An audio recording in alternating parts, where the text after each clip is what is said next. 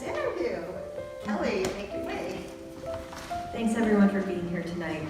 I first met Birol when I had the pleasure of interviewing him for an October Norfolk Now article. He's a diligent and hardworking person who loves his family and dreamt of a better life for them than what he had living as a Turkish immigrant in Germany. His story has many twists and turns with love and heartbreak. Through it all, Birol has remained a person who strives for a better life. It's my pleasure to welcome him to the Norfolk Library this evening to share his story.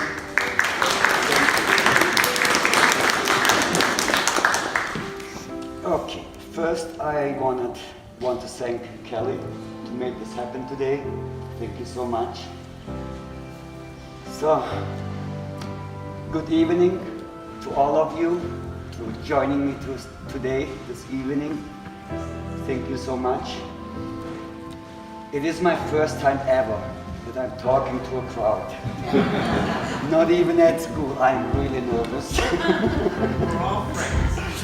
Yes, so I will try my best and talk about my story a little bit. So, I would like to apologize in advance. I'm gonna get maybe emotional on some stories. And yeah, let me start with that. I'm gonna introduce myself. First, that you know a little bit about me, where I come from, where my parents are, and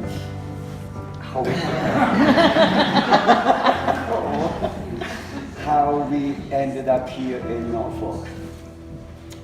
So, as many as you maybe know me from work or from church, my name is Birol Bahadir.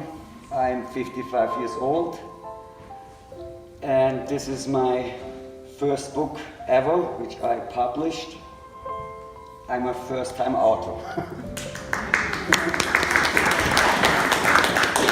So I also want to welcome my great friends Sandra, Amber, Frank, and Sean, and my lovely wife Manuela Bahadir. I have two older children, a son and a daughter, and a grandchild. She turned 2 last week. Yeah. So, me and my family joined this community in 2010. We moved to Norfolk. We didn't know anybody here. So we joined the church here, and we met a lot of people, and we don't want to miss it ever. The community is really nice, helpful, and I want to tell you a little bit about my background. So, the name of the book, it tells you maybe a little bit what is meant about between two words. My parents immigrated from Germany, from Turkey to Germany in the 1960s. They came as a guest worker to Germany. First, my dad moved to Germany, left his family in Turkey for a year until he found a job, a house for them, and then brought them one by one to Germany. So they had a really hard time. They started with nothing. They had only the suitcases. A lot of people in Germany, they helped them to whatever you need, you know, better apartment, better house, or the things they needed it. So I was born in a small town in Germany named Bopfingen in 1967.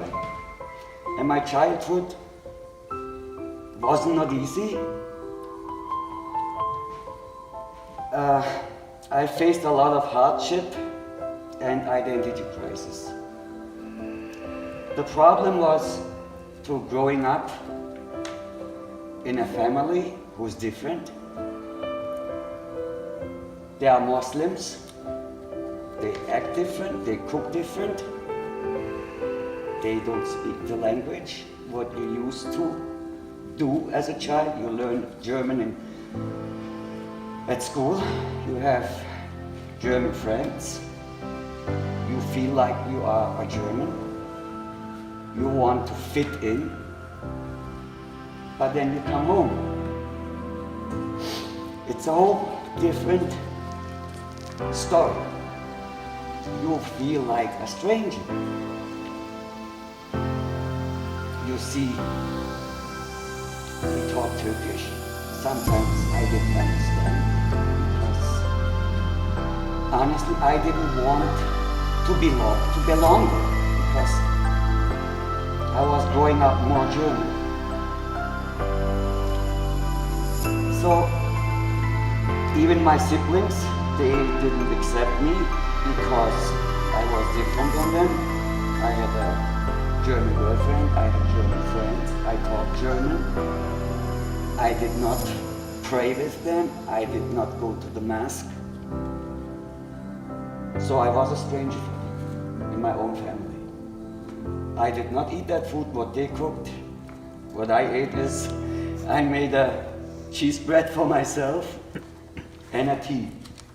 That was all what I had. Yeah, imagine like growing up like that is, I don't know how to explain. I don't want that my home country, Germany, look bad. I love my home country, Germany. Germany is my country, not Turkey. But if people don't know you as a person, they judge you because they see your family. They are different. They have had cars on. I was actually ashamed of them. I don't know why. Because I didn't want them that I belonged to them because they were different. That's why I had a hard time. And when I was with my friends, or somewhere people didn't know me, I talked the same language like them, German. I act like them, but as soon as some of them knew my name, they wouldn't know. I'm not from Germany. So some of them judged me, but also I have great friends. Germany is a great country with good people, but that was my experience as a child. That's how I felt. The most problem what I faced is, as many as you know, soon is Christmas. We didn't have Christmas.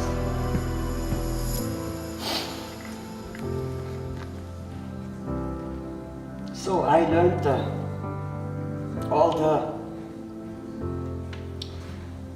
stuff about Christmas at school. I seen the Christmas trees, I seen the lights all over on Christmas time. I seen the joy of people. We had Christmas markets, everything, but not at home. After Christmas at school, you see all the kids talking about it, about the presents, about families, they visited them, everything. So we didn't have that. But one day, I was 12 years old, I decided to celebrate Christmas. I went to the town. In front of the town hall, they sold Christmas trees. So I waited until it was dark. I had saved 5 Deutsche Mark back then. So I went there so nobody can see me because they would have judged me. The Turkish people would have judged me because they know. And the German would say maybe why he is celebrating Christmas, because he's a Muslim. So I went there, I chose a tree, I dragged the tree about a half a mile by myself, all through the town. Went into the house. My room was all the way up in the 3rd floor. So I dragged it out there. I had some decoration which I had from the dump, you know. I decorated a tree.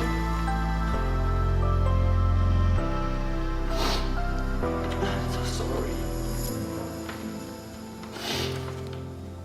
I laid back and said, nobody was there. No parents, no siblings, no presents under the tree, nothing. That was the hardest time for me. I love Christmas. I love it. Since then, I don't want to miss Christmas, you know, because that was really hard for me, because you see everybody celebrating it. But if you don't have it, you know, and your parents, they don't understand. No. They were so busy always working, they didn't give you the love what you needed. Nothing at all. All you have to do to know how much Birol and Manuela love Christmas is go to their house at the end. It's Christmas everywhere. Yeah. We don't want to miss it. The next story what I wanted to tell you is we celebrate in Germany like a Nikolaus Day. It's the December 6th. Children who behave the whole year, they put their boots outside of the house. So Nikolaus comes at night and fills it with goodies and chocolate or whatever. So I learned about that too. I decided, I think I was 6 or 7 years old. I said, oh my God, because I seen it at school. All the kids, they talked about it. They said, you know, you have to put your boots out. It's gonna be full with stuff. I said, okay. You know, but I didn't know. So I put my boots out. I couldn't sleep at that night. I was so excited. And of course it's winter time.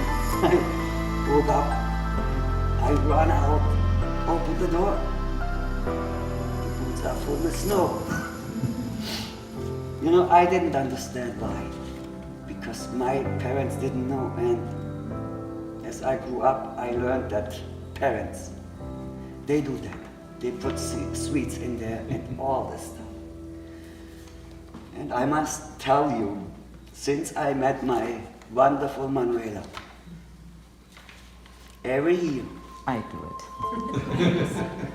every year in the morning on December the 6th, she wakes me up.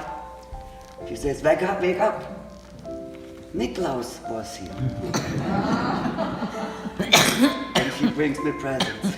It's a wonderful feeling. Even today, I'm 55 years old, but I love it because I didn't have it before.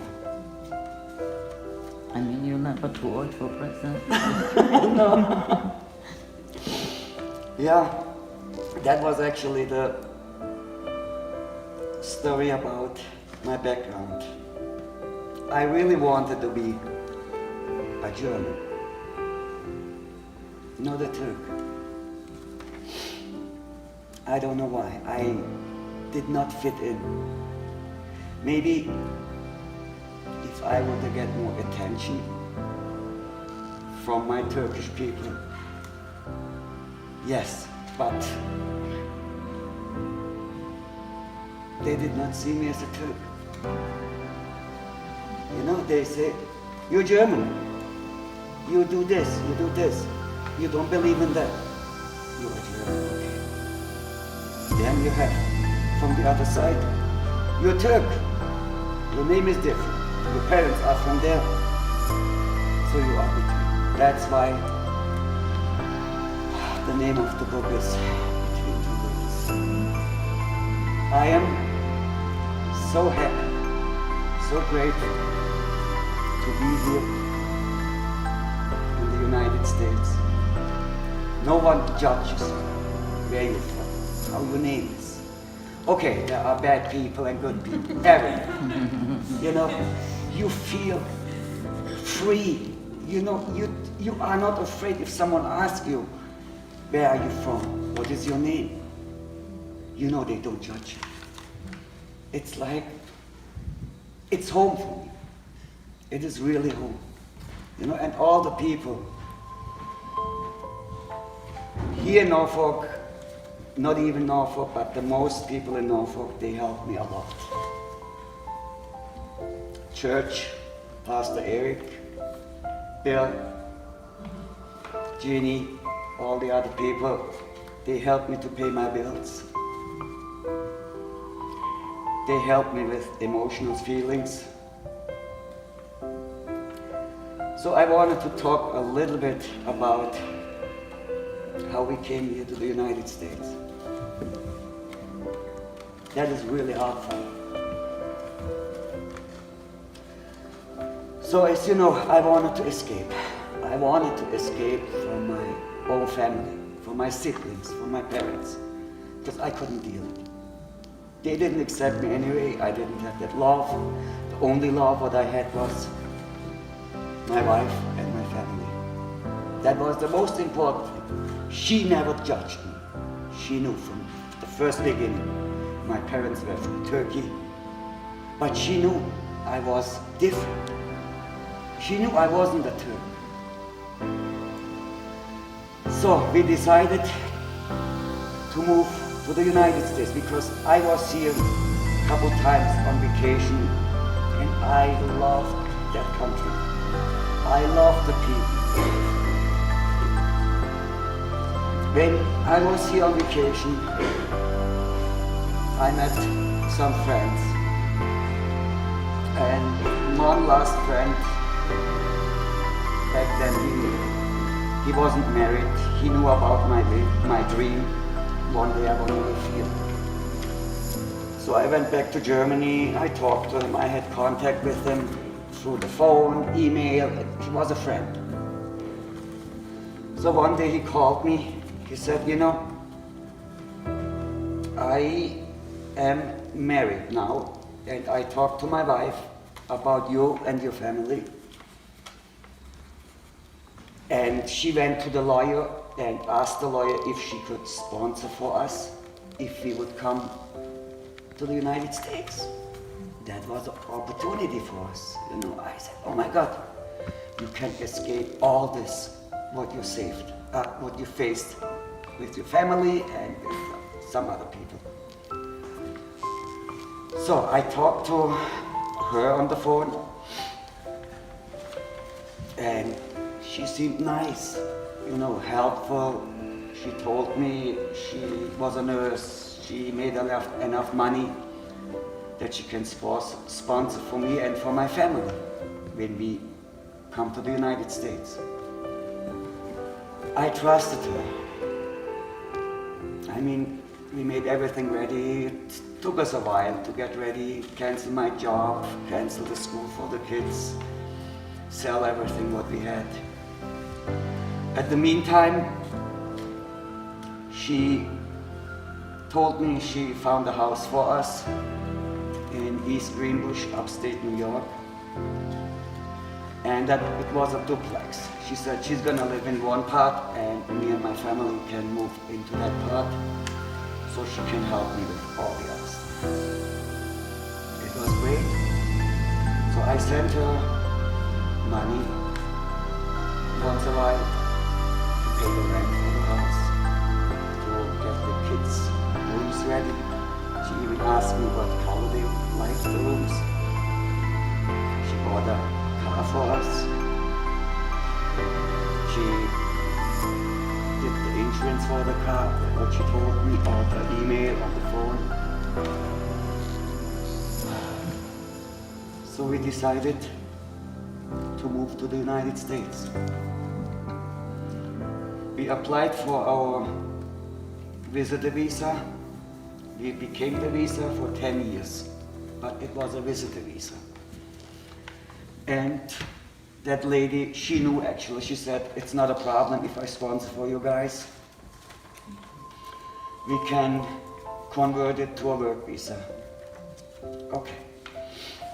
We set up the date, everything was ready. What we had was our suitcases. I never forget that day. June 2005. We arrived at the airport in New York City. It was night, late night. So we waited for that lady. She wanted to pick us up. I had her email address, I had her telephone number. We waited. Nobody is here to pick us up. I tried to call her. The phone was disconnected. I tried to email her. Email came back. The only thing what I had was on an email, on a piece of paper, the address from the house which she rented for us in East Greenwich. And also her husband. I called him. I said, she's not here. She said, okay, I'm gonna pick you up. Okay, took him 3 hours to come over, he was alone. He picked us up, really not friendly. On the way back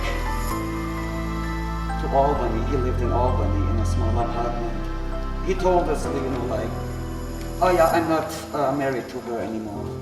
We are divorced and I don't know where she is. That was his answer. Okay, we arrived in his apartment. Thankfully, he let us sleep in his apartment. It was only a small apartment, 1-bedroom apartment. So we slept on the floor. And the next day, I tried again to get in contact with his wife. No way. We called a taxi because my hope was, I still had hope because I had the address. I said, we will be fine. We have a house. We are not homeless. I called a taxi. The taxi drove there. I gave him the address. He was driving around. 1 time, 3 times. He stopped. He said, I'm so sorry. There was no address. There was no house. At that point, I knew that she scammed us. So what you gonna do? You have your wife, you have your 2 kids in a